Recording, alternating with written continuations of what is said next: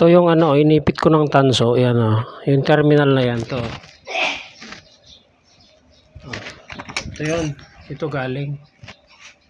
Ayan o. Ito o. Yan yung ano. Copper na ano. Yan. Ayan. Ito yung copper. Oh. Ayan. Yan ako kumuha para pang-ipit doon. Yan o. Mas matibay. Yan o. Oh. Yan ang ginagamit. Para yung copper to copper yung ano. Yan. Oh. Ba? Tapos takpan natin ng ito. Yan. Ito. Yan. Yun ang itakip natin. Ayan na ang ginawa ko yan, oh. Yan. Diba? Oh.